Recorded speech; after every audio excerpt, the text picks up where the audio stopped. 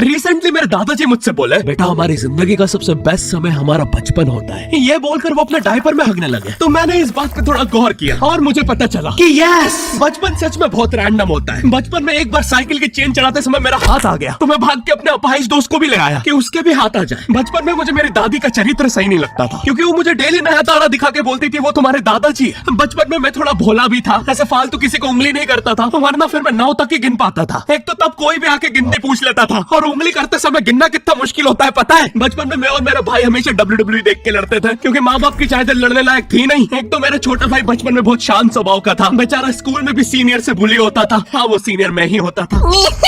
एक बार मुझसे बोलता, भैया डॉक्टर बनना मेरा सपना है। तो मैंने उसे नीट की बुक्स ला दी, तो अब वो उसका पूरा सपना बन गया। अब वो डॉक्टर गेम में भी बीमारी बनता है, और बवासीर पीछे होती है। चिंटू बुक्स नहीं पढ़ रहा है तू? एक बार बेचारा बिस्तर पे गिर के रोने लग गया, तो सब बोलने लग गए कुछ नहीं हुआ, चींटी मर गई, चींटी मर गई। मैं यहाँ सोच रहा हूँ फिर अभी तक हम चींटियों वाले बिस्तर पे क्यों सो रहे थे? हाँ, घर में सबकी पीठ पे ददोड़े हो रखे हैं। हाँ, ये नहीं गिरता तो हमें तो पता ही नहीं चलता बिस्तर पे चींटियां हैं। हम तो सोए जा रहे हैं चींटियों वाले बिस्तर पे। और स्कूल में जब भी ये छोटे भाई पैड में हक देते हैं, तो बड़े भाई को क्यों बुलाया जाता है? पता है कितनी घनघोर बेइज्जती होती है पूरी क्लास के सामने, और बुलाते भी इतने सस्पेंस है, वो देख के बड़े भाई का हगना निकल जाता है। ऐसा 2 छोटे बच्चे स्लो मोशन में भाग के आ रहे हैं। हाँ, वो उनकी नॉर्मल स्पीड है।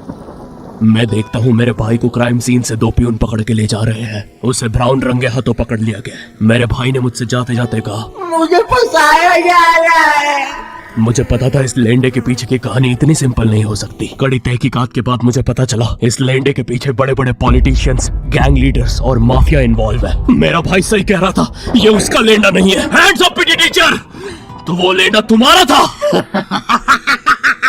तो तुम्हें पता चली गया, तुम मुझे कभी नहीं पकड़ सकते। रुको, भाग गया। जाने दो उसे बेटा, हमने पीटी टीचर के बड़े भाई को बुला लिया है वो लेंडा उठाने।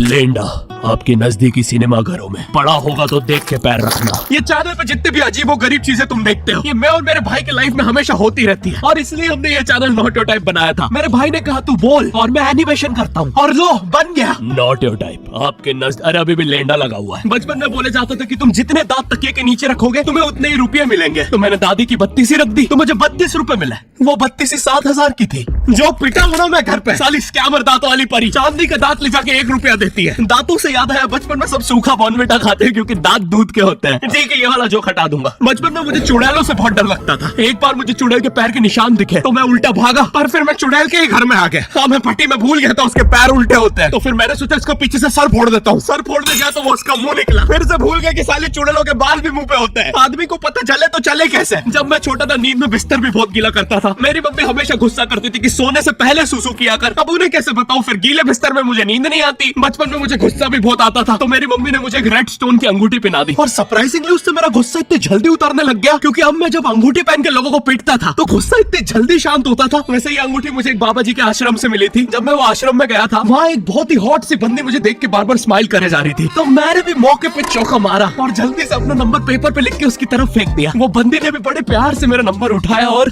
खा लिया। अरे भाई, उसको भूत लगे, वो तब से सबको स्माइल दे रही है। हम भी सुबह से नंबर फेंक रहे हैं, अभी तक 2 किलो पेपर खा गई है। अब तुम्हें भी ऐसे रैंडम भूतों या स्ट्रेंजर्स पास नंबर ना फेंकना पड़े प्यार के लिए, इसलिए आओ यहाँ तुम्हें मिलते हैं तुम्हारी कॉमन इंटरेस्ट के लोग।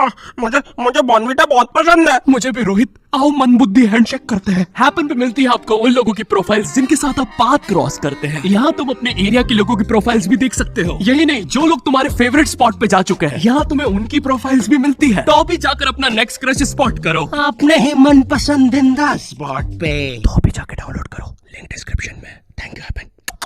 बचपन में मेरी मम्मी हमेशा बोलती रहती थी कि बाहर जाके खेलो। अब बाहर मेरे मोहल्ले के बच्चे भाई वो ऐसे अजीब अजीब से गेम्स खेलते थे। कहीं ड्रैगन फ्लाई में रस्सी बांध के उसको पेट बना लिया है, कहीं नंगे भाग रहे टायर के पीछे लकड़ी मारते मारते। मेरी मम्मी को उन पर दया आ रही है कि बेचारे गरीब बच्चे किसी भी चीज से खेल लेते हैं, फिर हमारी कार पलट जाती है। हाँ, वो टायर हमारी कार का था। और मुझे एक बात बताओ, चक्के से खेलने पे वो गरीब कैसे कंसिडर हो रहे हैं? क्या पता उनने कार खरीद के चक्का निकाला हो, क्या पता लैम्बोर्गिनी के चक्के से खेल रहे हो। नहीं, तुम्हें कैसे पता चल रहा है वो गरीब है या अमीर? और एक चक्के से इतनी सारी एक्टिविटी करेंगे ये लोग। कभी चक्के में रस्सी बांध के झूला बना दिया, कभी झूले से फिका के खुद को लूला बना दिया, कभी लूले पे झूला बांधकर हुला हू बना दिया। ये इतने हरामी बच्चे थे, इनके साथ कोई भी घर नहीं खेलता था, क्योंकि घर ये जुए में लगा के हार जाते हैं। ये वो बच्चे जिन्हें तुम रिमोट कंट्रोल कार भी दोगे तो उसकी मोटर निकाल के पंखा बनाएंगे। एक बार इन्होंने रिमोट कंट्रोल रिमोट बनाया था। तुम अगर इस रिमोट पे बटन दबाओगे तो इस रिमोट पे बटन दबेगी, बस।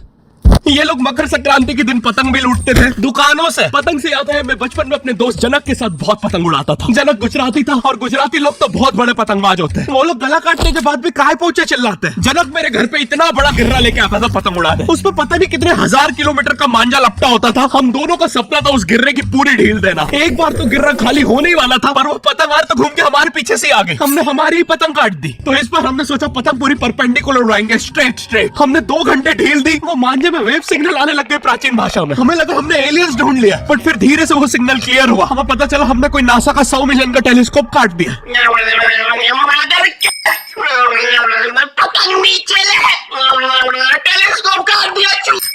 नासा का टेलीस्कोप जैसे ही नीचे गिरा बच्चों से पहले विसरो ने लूट लिया। बहुत वियर्ड था, इतने सारे बुड्ढे छत कूद के भाग रहे थे। एक तो जनक के मांझे में इतनी सारी गठाने होती थी। वो मांझा इतना भारी हो जाता था हम चौथे माले से पतंग उड़ा रहे हैं, वो दूसरे माले पे उड़ रही है। बचपन में बोला जाता है किसी भी स्ट्रेंजर से बात नहीं करते, तो फिर मैं इशारे करता था। तो फिर दादी मेरे चरित्र पे सवाल उठाती थी। दादी से याद है पुराने जमाने में एंटरटेनमेंट के लिए कुछ होता नहीं था तो लोग 7-7, 8-8 बच्चे पैदा कर लेते थे ताकि उन्हें जायदाद पे लड़ता देख मजे ले सके। मेरे पापा के 5 भाई और 4 बहनें हैं, टोटल 9 बच्चे। मेरी दादी ने जिंदगी के 9 साल बस बच्चे दिए। दादी ने 9 साल तक पेट में इतनी लातें खाई है उनके अंदर से एब्स आ गए थे। मेरी दादी लिटरली अंदर से टूट चुकी थी। उनका इतनी बार ऑपरेशन हो रखा है उनको डॉक्टर ने टांगों की जगह चेन लगा दी थी। भाई आज के जमाने में तो इतने बच्चे कोई पैदा नहीं करता, उल्टा अबॉर्शन करवा लेते हैं। और यस मैं अबॉर्शन बोलूंगा क्योंकि मुझे जेल नहीं जाना। एक तो इंडिया में भी अबॉर्शन करवाना लीगल है लेकिन बच्चे का जेंडर जानना इलीगल है। मतलब तुम मार तो सकते हो लेकिन किसे मार रहे हो ये पता नहीं कर सकते। तो देखो अब रिस्क कितना बढ़ गया है। क्या पता अंदर शेर बैठा हो या कोई बड़ा गैंगस्टर, क्योंकि तुम्हें तो पता नहीं है तुम किसकी सुपारी दे रहे हो। क्या पता वो अंदर बंदे लेके बैठा हो। बचपन में सबके मम्मी पापा डराते हैं मस्ती मत करो वरना बोर्डिंग स्कूल भेज देंगे। और मुझे बोर्डिंग स्कूल से इसलिए डर नहीं लगता था कि मैं वहां जाके अपनी फैमिली से दूर हो जाऊंगा। मुझे बोर्डिंग स्कूल से इसलिए डर लगता था क्योंकि वहां पे वो बड़े दांतों वाला इशाद अवस्थी होता है। मैंने पहली बार जब तारे जमीन का ट्रेलर देखा था तो उसमें वो पागल बच्चे ने आतंक मचा रखा था। फिर मैंने मूवी का नाम पढ़ा तारे जमीन पे। मुझे लगा बिछाए होंगे इस पागल को पकड़ने के लिए, शॉक वॉक देना होगा तारों से। इसके तो दांत भी इतने बड़े हैं सारे तारे काट देता होगा। मुझे ट्रेलर देख के लगा कोई एक्शन मूवी है, आमिर खान जोकर बना हुआ है। मुझे लगा यही तारों का जाल बना के पकड़ेगा पागल को। ट्रेलर देख के तुम्हें क्या ही समझ में आएगा। एक शॉट में आमिर खान बोल रहा है आपके बच्चे को डिसलेक्सिया है। फिर अगले ही शॉट में जोकर बन के बड़ा मछलियाँ उड़ती क्यों नहीं। फिर मुझे लगा ये शायद अपने माँ बाप को बोल रहा था। और दया तो मुझे उस लंगड़े बच्चे पे आती है जिसके बगल में ईशान अवस्थी को बिठा दिया था। वो बेचारा उठ के भाग भी नहीं सकता। और मैंने तो सुना था बोर्डिंग स्कूल में बस नॉटी बच्चे जाते हैं, तो फिर इस बेचारे गाय से बच्चे को क्यों यहाँ भेज के रखा है। कोई ऐसा तो नहीं इसके पहले पैर थे और ये बहुत मस्ती करता था तो माँ बाप ने पैर तोड़ के इधर भेज दिया। बस भाई मेरा हो गया है आज का। अगर तुम्हें वीडियो पसंद आई तो यार लाइक मारो। एम करते हैं 7 लाख लाइक्स के लिए। पिछले वीडियो में नहीं आए थे इसलिए अब मैं औकात में आ गया हूँ, इसलिए अभी लाइक मारो। चैनल पे नए तो सब्सक्राइब करो। मुझे मुंह दिखाई के लिए 10 मिलियन सब्सक्राइबर्स चाहिए। और हैपन को भी डाउनलोड करना मत भूलना, लिंक डिस्क्रिप्शन में। अब मैं भी जा रहा हूँ, बाय।